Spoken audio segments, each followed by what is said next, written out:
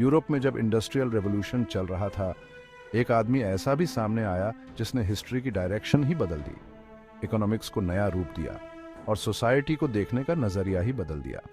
इनका नाम था कार्ल मार्क्स और उनके विचार, जो उस जमाने में बहुत रेडिकल थे, आने वाली कई पीढ़ियों को रेवोल्यूशंस और सोशल मूवमेंट्स के लिए प्रेरित करते रहे।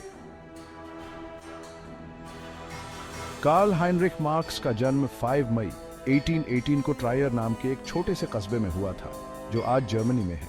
उनका परिवार ज्यूइश था, लेकिन बाद में क्रिश्चियनिटी अपना लिया था। उनके पिता हाइनरिच मार्क्स एक लॉयर थे और लिबरल विचारों वाले थे। उन्होंने ही काल में जस्टिस और रिफॉर्म का पैशन भरा। मार्क्स पढ़ाई में बहुत तेज थे। उन्होंने बॉन और बर्लिन की यूनिवर्सिटीज से लॉ और फिलॉसफी की पढ़ाई की। बर्लिन में ही मार्क्स पहली बार फिलोसोफर गेorg विल्हेल्म फ्रीडरिक हेगल के काम से इंट्रोड्यूस्ड हुए। हेगल के विचारों ने उन्हें बहुत इन्फ्लुएंस किया, लेकिन जल्द ही मार्क्स की सोच ने एक अलग ही रास्ता ले लिया। 1843 में मार्क्स पेरिस चले गए। पेरिस उस समय पॉलिटिकल एक्टिविज्म का सेंटर था। यहीं पर मार्क्स की मीटिंग अपने life long collaborator Friedrich angles से हुई। एंगल्स एक अमीर फैक्ट्री ओनर के बेटे थे, जो वर्किंग क्लास की कंडीशन देखकर मार्क्स की तरह ही दुखी रहते थे। एंगल्स ने मार्क्स को इंडस्ट्रियल कैपिटलिज्म की कड़वी सच्चाई से इंट्रोड्यूस्ड कराया। उन्होंने मार्क्स को इंग्लैंड की फैक्ट्रीज में फैली गरीबी दिखाई। यही मार्क्स के लिए आखिरी पीस था, जिसने उन्हें हिस्टोरिकल मटेरियलिज्म का थ्योरी डेवलप करने पर मजबूर कर दिया। इस थ्योरी के अनुसार ह्यूमन सोसाइटीज का विकास क्लास स्ट्रगल्स से होता है और कैपिटलिज्म तो अपने ही कॉन्ट्रडिक्शंस के वजन से कोलैप्स होने वाला था।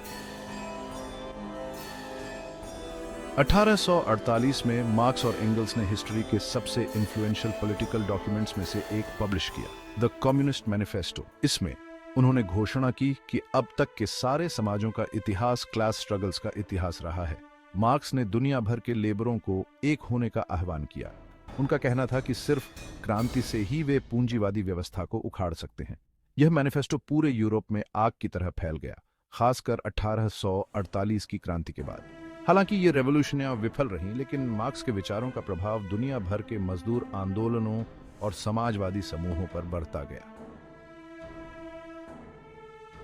अपने रेडिकल विचारों की वजह से कई यूरोपीय देशों से निकाले जाने के बाद मार्क्स 1849 में लंदन में बस गए। हालांकि वे काफी गरीबी में रहे, अक्सर एंगल्स के पैसों पर निर्भर रहना पड़ता था, लेकिन मार्क्स अपने काम में लगे रहे। इसी दौरान मार्क्स ने अपनी सबसे महत्वपूर्ण किताब डेस कैपिटल पर काम किया। यह पॉलिटिकल इकोनॉमी का एक ग्राउंड ब्रेकिंग एनालिसिस था, जिसमें उन्होंने यह जानने की कोशिश की कि कैपिटलिज्म कैसे काम करता है, कैसे यह मुनाफा कमाने के लिए लेबरों का शोषण करता है। मार्क्स का मानना था कि पूंजीवाद अपने आप में एक्सप्लॉयटेशनकारी है और इसका पतन अटल है। हालांकि मार्क्स के जीवन काल में डेस कैपिटल का सिर्फ पहला भाग ही प्रकाशित हो पाया, लेकिन इस किताब ने आधुनिक समाजवादी और साम्यवादी विचारों की नींव रखी। 14 मार्च 1883 को 64 साल की उम्र में मार्क्स का देहांत हो गया। उन्हें लंदन के हाईगेट कब्रिस्तान में दफनाया गया। उनके जनाजे में बस मुट्ठी भर लोग ही शामिल हो पाए थे, लेकिन उनके विचार जिंदा रहे।